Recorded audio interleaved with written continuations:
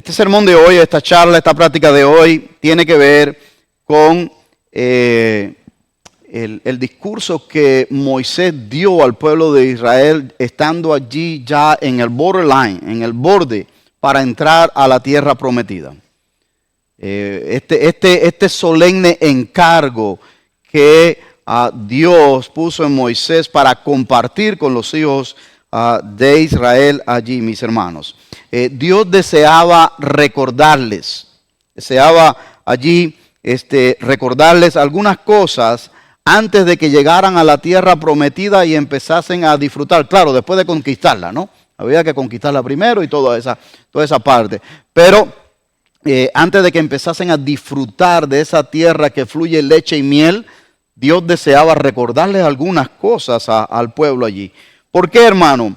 Bueno, perdón, esto lo hemos dicho anteriormente, porque muchas veces corremos el riesgo de olvidar de dónde hemos venido, de olvidar de dónde Dios nos sacó, de olvidar cuál ha sido la base que siempre nos ha sostenido. Y corremos ese riesgo. ¿Por qué? Porque hay una y cien mil cosas que compiten en tu vida y en mi vida por tener nuestra atención, por ser prioridad en nuestras vidas. Y poco a poco, pues a veces nos vamos complicando y nos vamos enredando, ¿verdad?, en los afanes de la vida que podemos, ¿verdad?, olvidar, no queriendo, pero lo vamos dejando en un segundo lugar allí. Deuteronomio, el libro de Deuteronomio, y que muchos que estamos en el plan de lectura anual ya han pasado por aquí, ¿verdad? Así que esto va a ser bueno porque va a ser refrescante, ¿verdad? Así que qué bueno. Los que no han pasado, pues van a estar pasando y esto también, pues, tal vez está un poquito atrasado y no hay ningún problema. Trate de catch up en lo que va de la semana o lo que va del mes para ponernos al día allí. Deuteronomio es el discurso final de Moisés al pueblo. Ya después de este discurso, capítulo 34, Moisés ya va a la montaña y allí ya se fue Moisés. Ya no va a liderar el pueblo. O sea que este es su último discurso, o es como le dicen su farewell. El farewell de él es Deuteronomio ahí. Así que en Deuteronomio, aquellos que lo leyeron, usted va a encontrar cosas repetitivas del Éxodo, cosas repetitivas del Levítico, de Números, un poco de cosas, porque es un recuento que él está haciendo allí. Y fíjense que para un hombre que decía que él no hablaba bien, ¿se recuerda cuando Dios lo llamó de la zarza ardiendo? Una de sus excusas fue que él no articulaba bien, ¿verdad? Oye, pero para no articular bien, 34 capítulos no estuvo malo, ¿verdad? ¿Y qué pasa? Que a lo largo del tiempo Dios fue puliéndolo a él y él entregándose más a esto.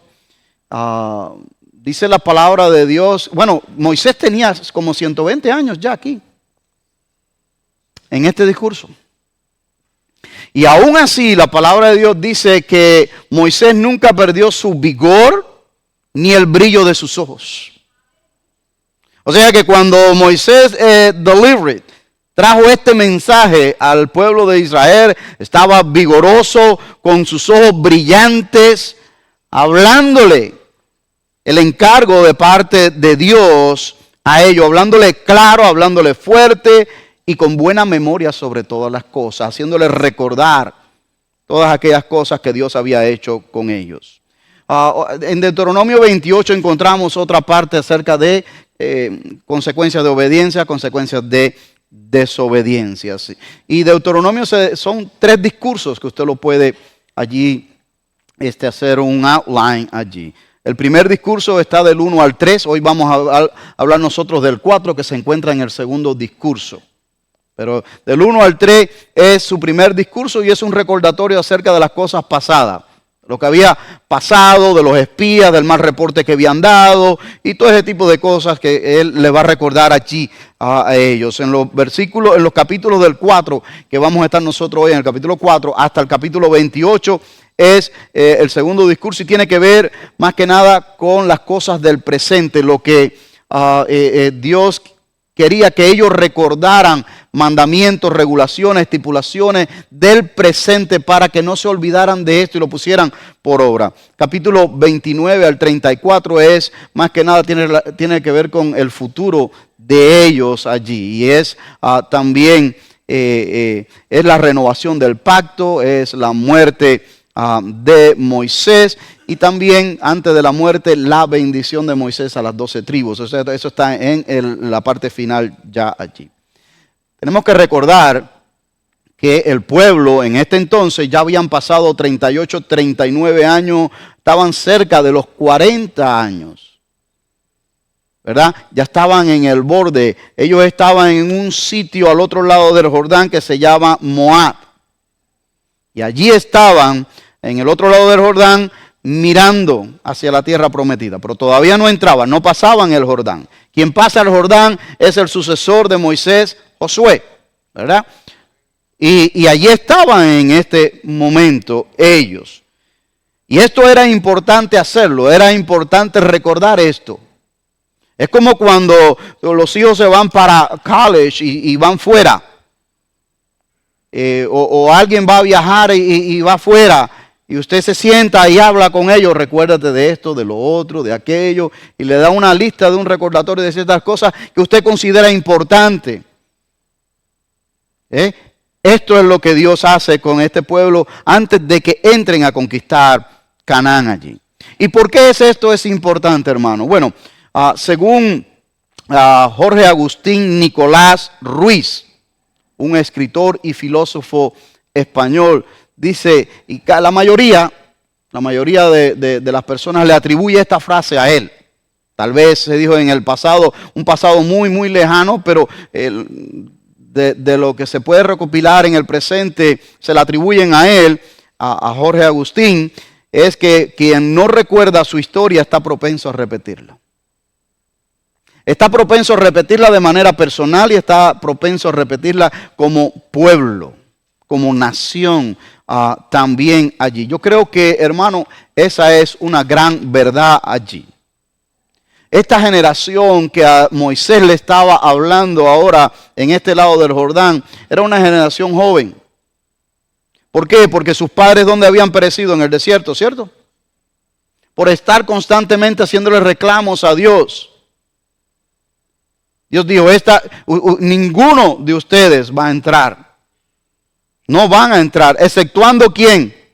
Exceptuando Caleb y Josué, que había un espíritu diferente, dice la Biblia, y dieron reportes diferentes porque le creyeron a Dios que esa tierra ya Dios se la había dado a ellos.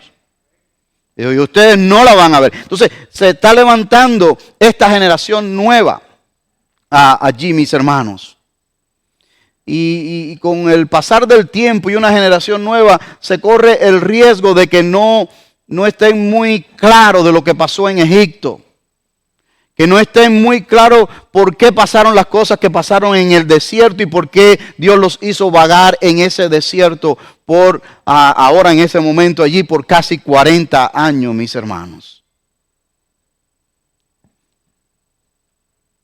La Pascua hebrea es una de la celebración más importante que tiene el pueblo de Israel. Y esta celebración hasta el día de hoy, y usted y yo lo podemos ver allí en el libro de Éxodo, es importante porque involucra el recordar parte de la historia del pueblo de Israel. El recordar parte de la historia de cómo Dios los sacó de Egipto, de cómo deben ellos de transmitirle esto a las nuevas generaciones que vienen para que no se olviden de su Dios, del Dios de sus padres, de sus antepasados y de lo que Él ha hecho allí, mis hermanos. ¿Y para qué? Precisamente para eso. En primer lugar, para que no se olviden de su Dios. Segundo, para que no se olviden de su historia y no la vuelvan a repetir. Y de hecho la repitieron. pero es parte de lo que Dios deseaba inculcar en ellos. Y también allí, mis hermanos, porque es parte de su identidad como nación. Es parte de su identidad. Fíjense, hermano, algo interesante que el rescate del idioma hebreo es básicamente un milagro. Porque esa lengua se consideraba una lengua muerta por más de 2000 años. Aunque habían algunos remanentes por ahí, pero bien pequeños, según los historiadores. Se consideraba una lengua muerta y para que esa lengua hoy la hablen alrededor de 15 millones en el mundo, 9.5 millones en Israel, es considerado un milagro, pero también un testimonio de que ellos son el pueblo del Señor. Luchando por su historia, por rescatar su historia, para que no se olviden de su historia allí. Esto nos da a nosotros, considero yo, muchas enseñanzas, pero yo le quiero compartir dos rápido. Dos enseñanzas aquí. Primero, no nos olvidemos de dónde nos sacó Dios, literal y espiritual.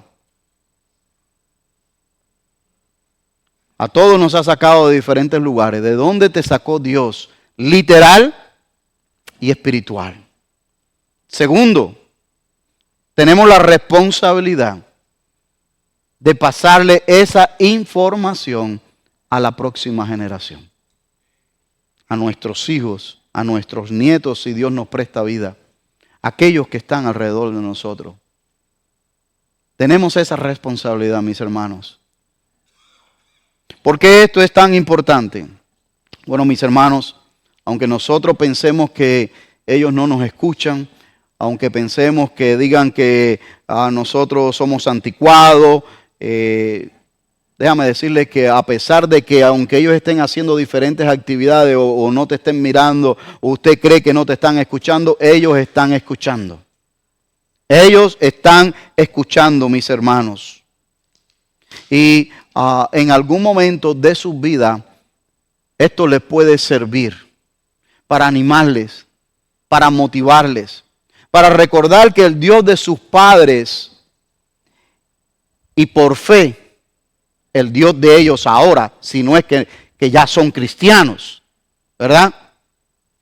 Hizo proeza, hizo cosas hermosas, hizo cosas maravillosas, porque usted se los contó de dónde te sacó Dios, cómo Dios trató con tu vida, con tu familia, y esto les pueda animar y motivar a ellos, que cuando ellos en algún momento de su vida, porque todos pasamos por cosas en nuestras vidas, mis hermanos, ellos también van a pasar, ellos puedan recordar que si este Dios actúa así con sus padres, y es el mismo Dios, y es el mismo Dios que ellos tienen en su corazón, ¿por qué no puede obrar con ellos de esta manera si ellos de corazón se entregan a Él y lo buscan sinceramente? Porque a fin de cuentas, mis hermanos, de acuerdo a la palabra de Dios, Hebreos 13:8, Dios es el mismo siempre, no ha cambiado. Y si nosotros logramos transmitirle eso a ellos, aunque creamos que no les importa, creamos que no nos están escuchando, ¿sabes qué?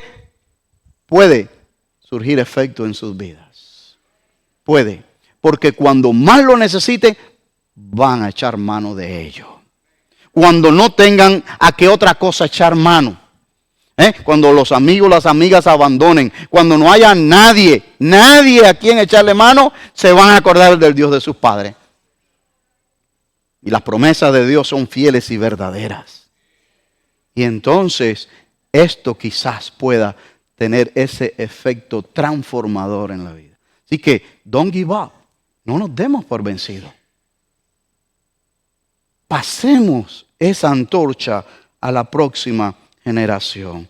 Nuestro Dios es el Dios del pasado, presente y futuro, mis hermanos.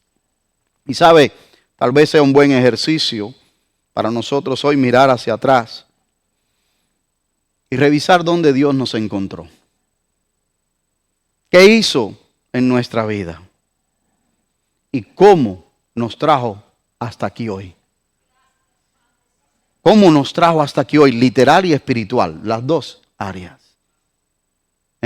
Sería bueno ese ejercicio. ¿Por qué? Porque ese ejercicio te va a permitir ver la misericordia que Dios ha tenido para contigo y para conmigo. Te garantizo eso. Porque la palabra de Dios dice que Dios es misericordioso. Ahí mismo en el 4:31 usted lo va a encontrar. Te va a permitir ver cuántas gracias Dios ha puesto en tu vida y en tu familia, aún sin nosotros merecerla. Aún sin merecerla. Nos va a permitir ver un crecimiento, un proceso que Él ha llevado tu vida y mi vida. Te va a permitir ver eso. Te va a permitir allí que ese proceso y todas las cosas que Dios ha hecho en tu vida nos va a animar y nos va a impulsar a nosotros, hermanos, para seguir confiando en un presente que como hemos dicho un par de semanas atrás, se deja ver como un poco de incertidumbre en el futuro. Eso te va a ayudar o nos va a ayudar. Nos va a ayudar a cada uno de nosotros.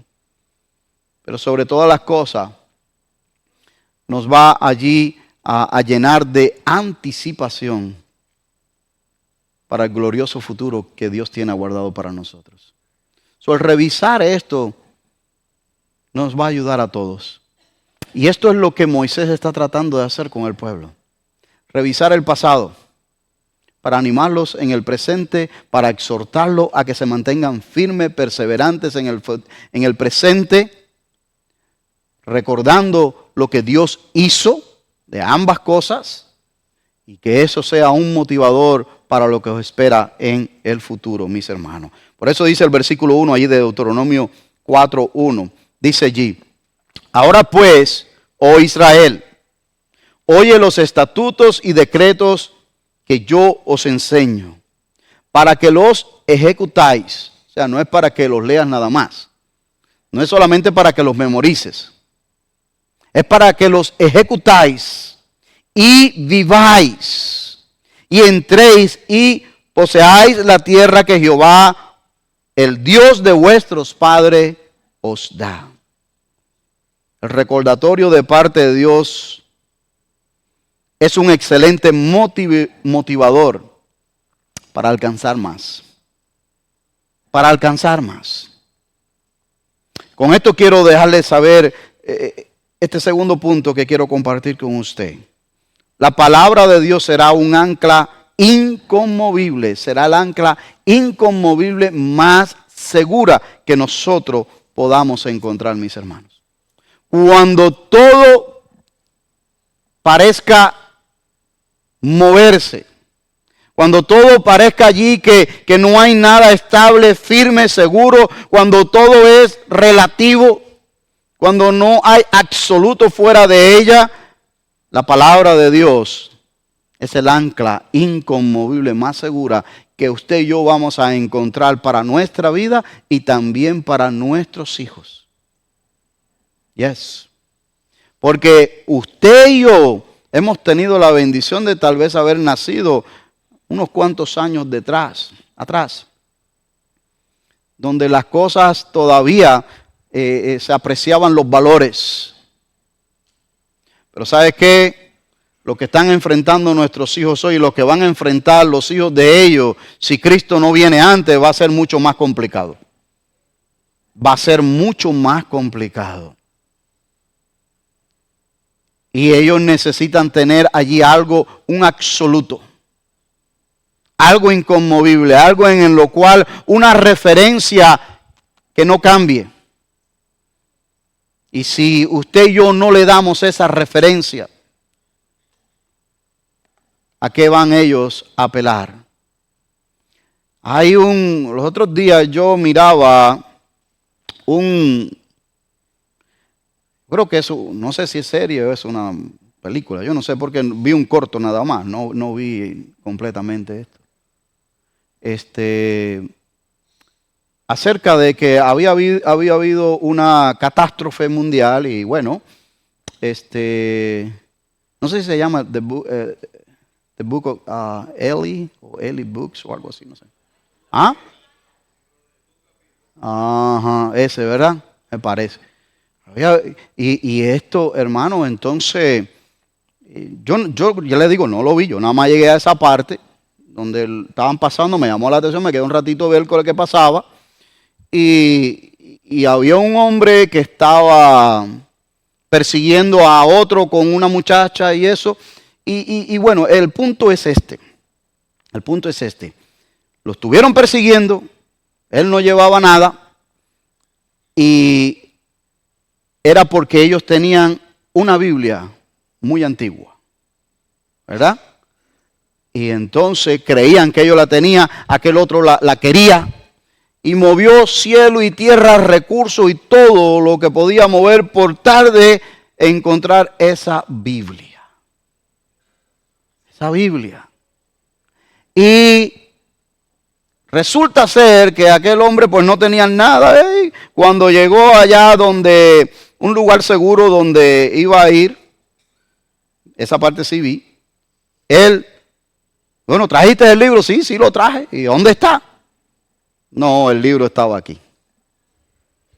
Y allí le dijo, busca papel, y le dijo, y mucho papel porque vas a necesitar mucho. Y comenzó desde Génesis 1, pum, pum, pum, a darle la Biblia. Bueno, estaba tan cansado que se acostó y siguió hablándole. Tum, tum, tum. La traía toda en el corazón, en la mente. Y cuando yo vi aquello, me hizo un flashback a cosas que yo le he dicho a ustedes aquí. Atesoremos un hard copy. Atesoremos Biblia de papel. Porque aquello me dijo, la Biblia en la internet, la Biblia en los software, todo eso puede cambiar y se puede hacer de todo con ella, con la AI hoy. Pero esta que usted tiene ya no la van a poder cambiar. Y la que tenga aquí, menos. La que tenga aquí, menos. Eso fue lo que yo capté de ese mensaje. Y también capté de que es un tesoro. Aquel hombre, para la Biblia para él era un tesoro. No sé cuál era el significado de todas las cosas, porque como le digo, no lo vi.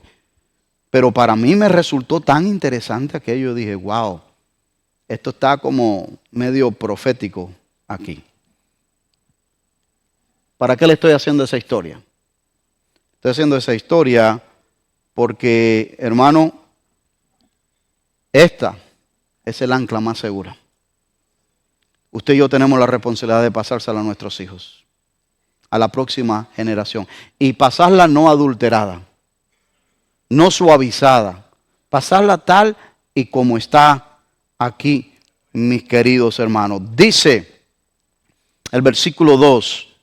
No añadirás a la palabra que yo os mando, ni disminuiréis de ella, para que guardéis los mandamientos de Jehová vuestro Dios, que yo os ordeno. De tantas instrucciones sabias que tiene la Biblia, esta es una de ellas muy sabia, hermano. ¿Por qué? Porque habrá consecuencias graves para aquellos que hagan lo contrario. Si Jesús, que es el Logos, que es la palabra de Dios en acción, ¿ok? No se atrevió a cambiarla. Él sí la clarificó. Él sí la puso en su real contexto allí, ¿verdad? En el sentido, en el meaning que tenía cuando Dios la inspiró y la pronunció allí, mis hermanos. Pero nunca la cambió. De hecho, dice la palabra de Dios en Mateo 5, 17 hasta el 37, allí que Jesucristo dijo, yo no he venido para abrogar, ¿qué? La ley, sino para cumplirla. O sea, yo no he venido para cambiarla, sino para cumplirla allí. Si nosotros vamos a Apocalipsis capítulo 22, versículos 18 y 19, también encontramos algo parecido a esto de Deuteronomio. De Deuteronomio 4, donde dice cualquiera que añadiere a las profecías del libro, Dios traerá las plagas que están en él sobre esa persona. Cualquiera que quitare de las profecías, Dios quitará su parte del libro de la vida y de la santa ciudad, y en algunas versiones dice del árbol de la vida. ¿Qué es lo que Moisés está tratando de encourage, de animar, de exhortar a este pueblo joven a hacer cuando entre allí a Canaán? Mantengan su vida apegada a las Escrituras. Ellas serán de gran bendición para ustedes y para las próximas generaciones que vienen detrás de ustedes. Mantengan sus vidas apegadas a lo que Jehová Dios os ha ordenado, a lo que yo hoy os transmito a ustedes, dice Moisés a ellos. Y será de gran bendición para ustedes y también para las próximas generaciones. ¿Sabe? Moisés cita un ejemplo aquí en los versículos 3 en adelante. Dice allí los versículos 3 y 4. Vuestros ojos vieron lo que hizo Jehová con motivo de Baal-peor, que todo hombre fue en pos de Baal-peor, destruyó Jehová tu Dios de en medio de ti. Mas vosotros que seguisteis a Jehová vuestro Dios, todos estáis vivos hoy. Ahora es interesante, ¿por qué Dios escoge este ejemplo allí? Dice, aquellos que fueron en pos de Baal-peor, le fue peor. No dice así, pero murieron. Y en cambio, vosotros que seguís a Jehová, estáis vivos hoy. Ahora, habría que entender qué pasó en Baal-peor, con Baal-peor. Habría que entender esto, por qué Dios le dice a Moisés que le recuerde esto al pueblo. ¿Qué significa eso? Para eso usted tendría que ir a Números 22. Y usted puede leer Números 22, 23, 24 y 25. Ahí te da la historia. Pero también en Números 31 te va a dar la historia de esto. Yo te lo voy a parafrasear, pero anótelo y después usted va y lo revisa allí lo que pasó en Números 22 allí. Recuérdese que Israel está allí de este lado del Jordán en un territorio llamado Moab, mirando hacia allá, hacia Canaán. Quieren pasar para allá, pero todavía no tenían la luz verde de parte de Dios de pasar. El rey, Balac, rey de los moabitas, vino a una montaña, le dieron aviso y miró y vio cantidad de gente, porque el pueblo de Israel acampaba en tiendas en el desierto, y vio todo aquel cantidad de personas acampando y dice, este pueblo nos va también a nosotros a pasar la cuenta. Nos va a conquistar. Y tuvo miedo este rey y también los moabitas tuvieron miedo. Entonces, ¿qué fue lo que hizo el rey Balac? El rey Balac le envió un message, un texto a Balán. No, envió un emisario en ese tiempo, pero si lo ponemos en el contexto de hoy, ¿verdad? O un email, no sé. Es para ponerlo, contextualizarlo. Entonces mandó un emisario allá a Balaán, un vidente que vivía lejos. Y entonces le dice, ven para que maldigas a este pueblo. Para que maldigas a este pueblo. El vidente dijo, no, mira, ¿sabes qué?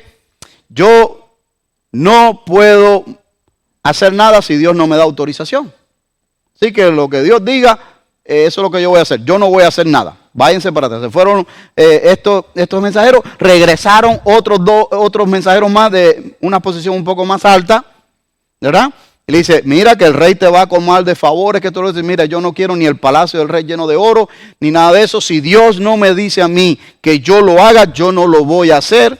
Pero de todas maneras, quédense esta noche y yo voy a consultar a Jehová y lo que él me diga, eso es lo que voy a hacer. Jehová esa noche se le apareció y le reveló y le dijo, ¿sabes qué? Ve con ellos.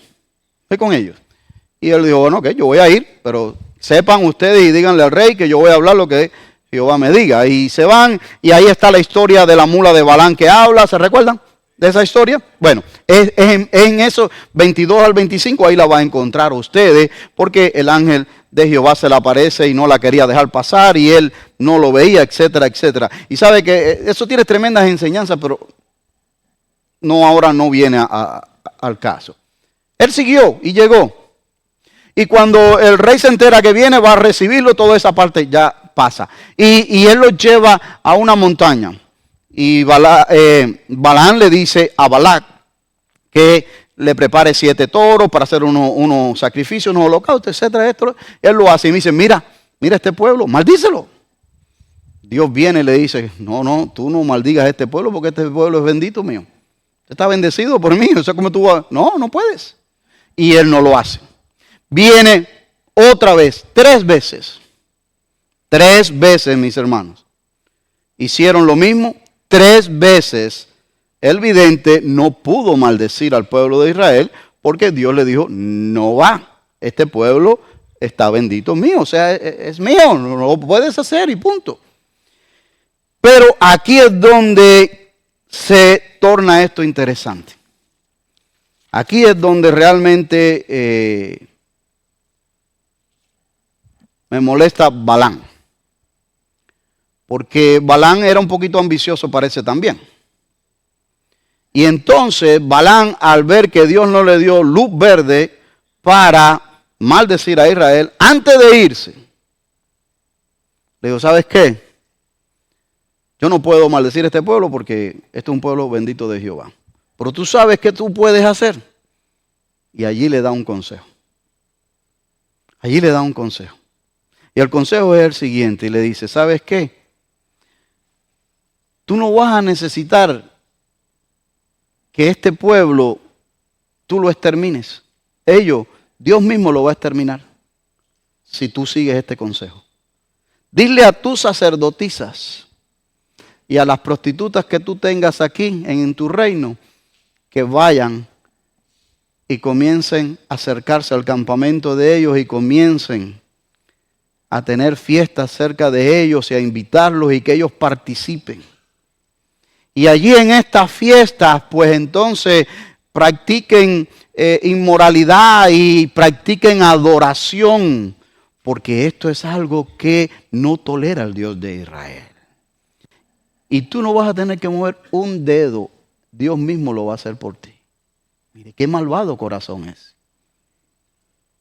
En Números 31 usted va a encontrar eso. Número 31 lo va a encontrar allí. Bueno, efectivamente eso fue lo que hizo Balac. Ni tonto ni perezoso, él quería deshacerse de ellos y lo hizo.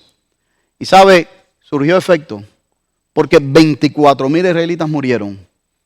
Empezaron a involucrarse con ellas, a tener inmoralidades sexuales, a idolatrar allí también en los campamentos. Y entró la mortandad de parte de Dios y 24,000 murieron allí, mis hermanos.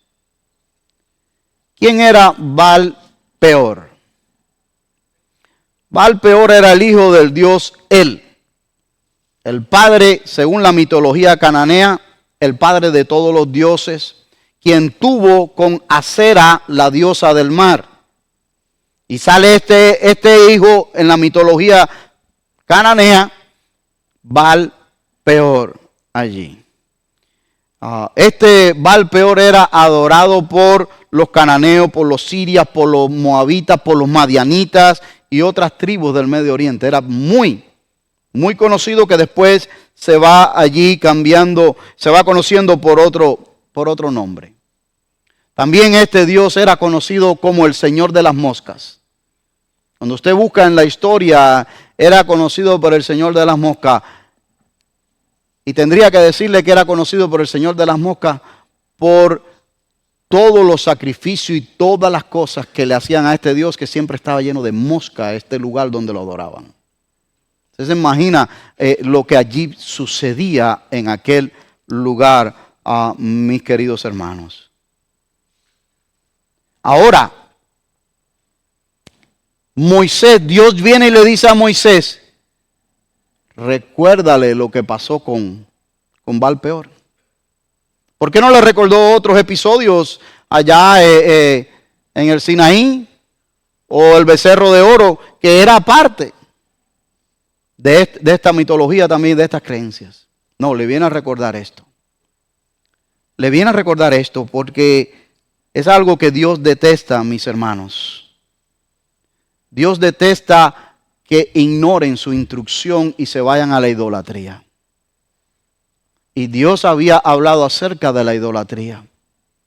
Y ellos ignoraron esto. Ellos pasaron por alto la instrucción de Dios y se fueron directamente a la idolatría allí, mis hermanos.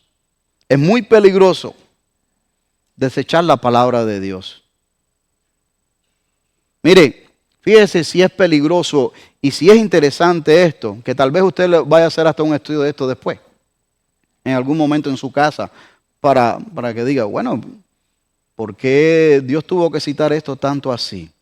Pero fíjate si es tanto así que en Apocalipsis capítulo 2, versículos 14 y 15, ¿qué es lo que dice el Señor con relación a este mismo episodio? Que usted diría, esto quedó atrás.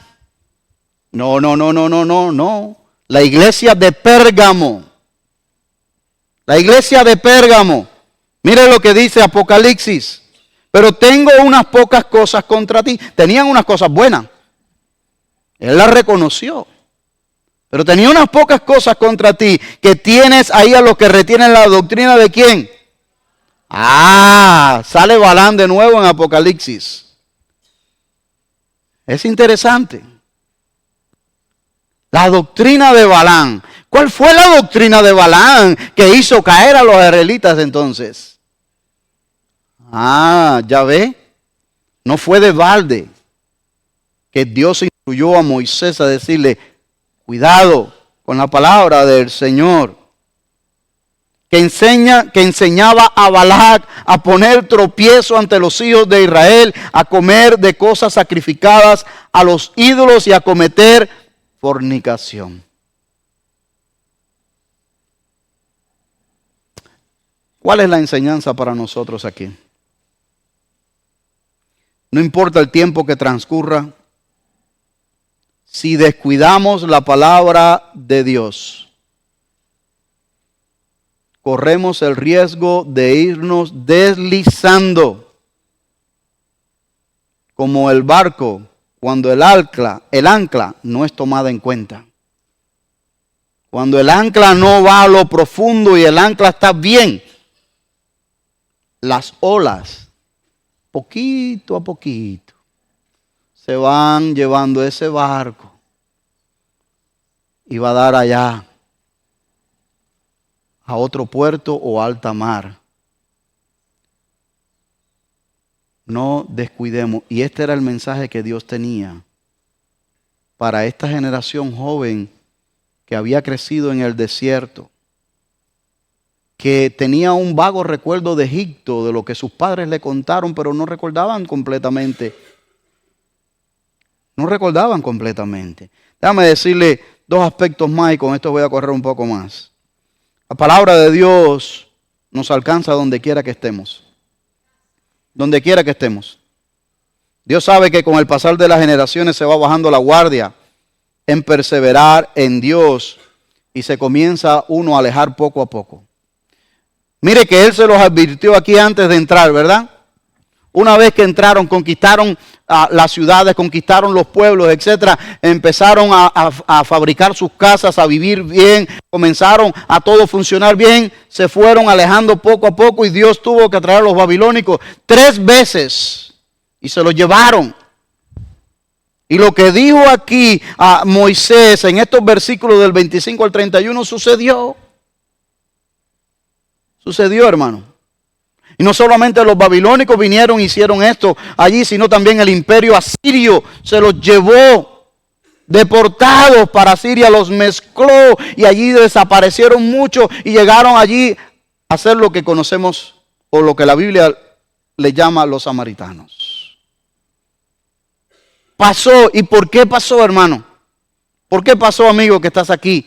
Por el descuido de la palabra de Dios. Pero no es el descuido de leerla. No es el descuido de memorizarla. Es el descuido de ponerla por obra. De ponerla por obra. Entonces, Nosotros hemos salido de diferentes países. Dios nos ha traído acá, a una tierra que fluye leche y miel, por lo menos hasta ahora. Entonces, si me permite y me da usted el permiso de establecer ese paralelismo entre el pueblo que estaba para entrar a esa tierra prometida, donde Dios prometió bendición para ellos, y Dios los rescató y los trajo allí, y usted y yo también hemos venido aquí. No corremos el mismo riesgo, aprendamos de ello. Corremos el mismo riesgo que ellos corrieron y fallaron. Y usted y yo corremos el mismo riesgo de descuidar la instrucción de Dios, hermano. Por los afanes que sean. Por los afanes que sean, mis queridos hermanos.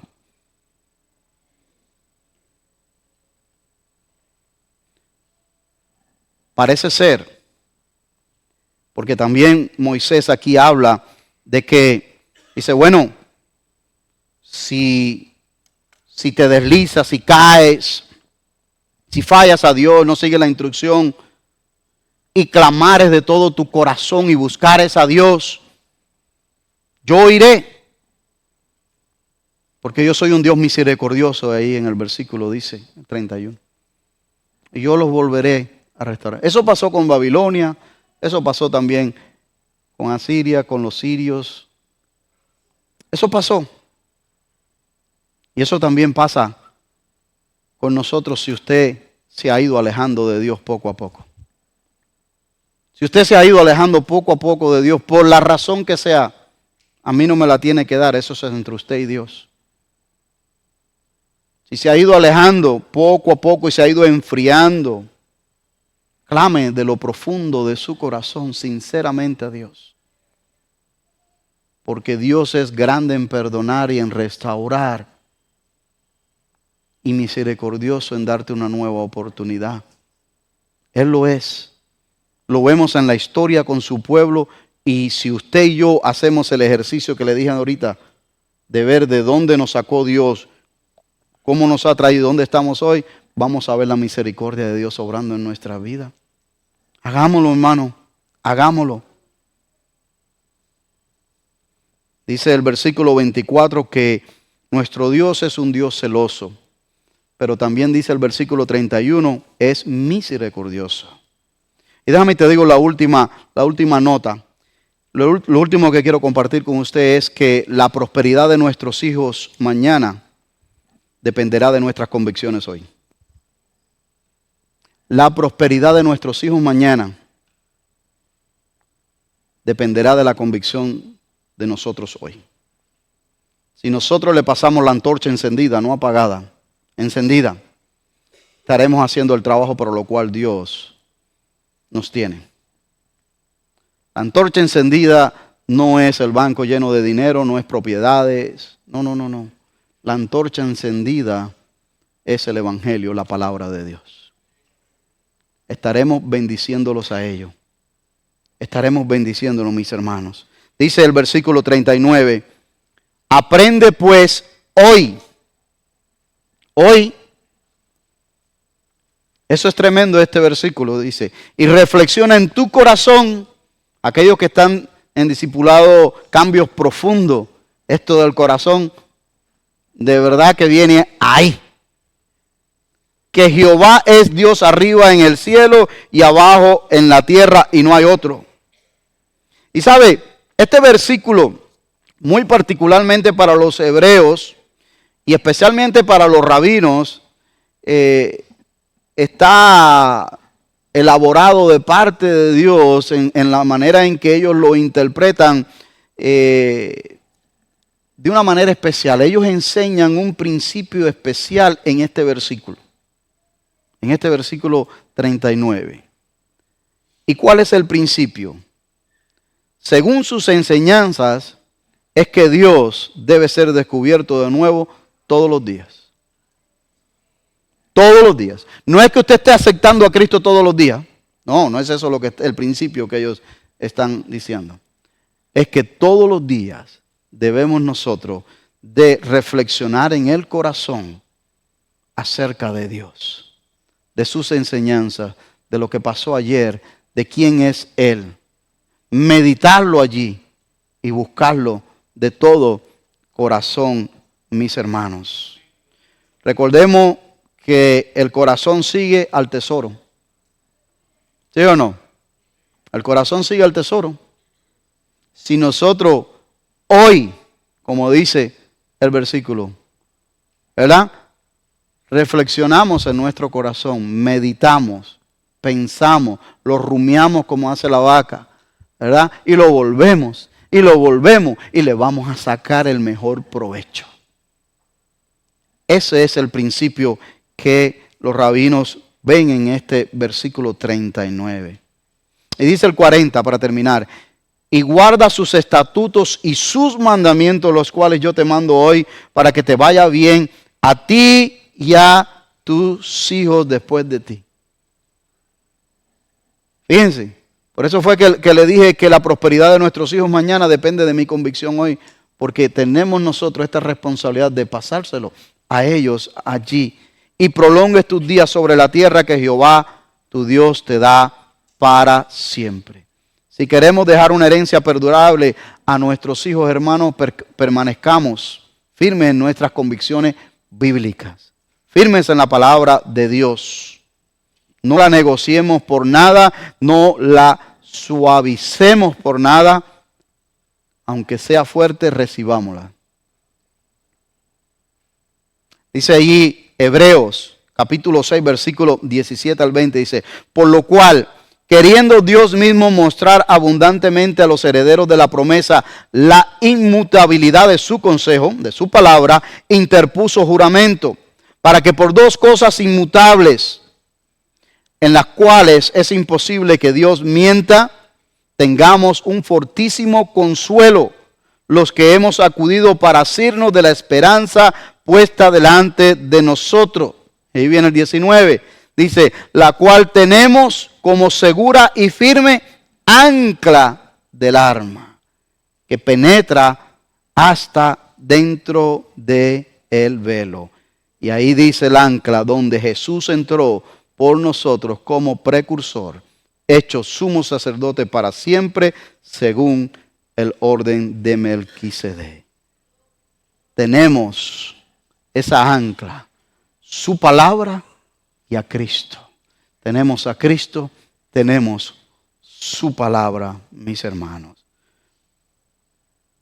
Es mi oración que nosotros podamos, o que Dios nos ayude a deleitarnos en la obediencia de su palabra.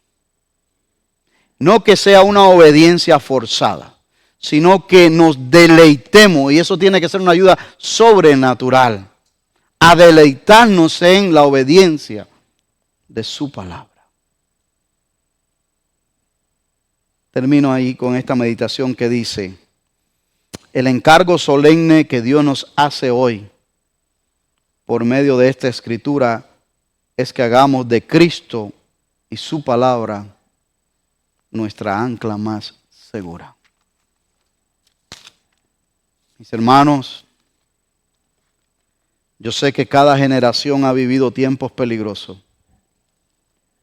Cuando digo peligroso no me refiero al temor de la vida, sino al temor de las estadísticas que dicen que cada vez más las personas dejan de ir a la iglesia. Los jóvenes cuando cumplen 18 años se van y no regresan más a la iglesia y todo eso allí, mis hermanos. Yo conozco de esas estadísticas, usted también las ha oído, etcétera, etcétera. Y cada una de nuestras generaciones tiene que enfrentar algo culturalmente hablando en el tiempo que le ha tocado vivir. Nosotros no podemos cambiar al mundo, pero nosotros sí podemos hacer la diferencia en nuestra familia, en nuestra vida. Entonces la exhortación está ahí, para nuestra vida y nuestra familia, dejando que la palabra de Dios sea esa ancla inconmovible que te guíe y nos guíe a todos nosotros. Padre, en el nombre de Jesús te doy gracias por tu palabra leída, expuesta. Te ruego, Señor, que cumpla el propósito para lo cual la has enviado en el día de hoy.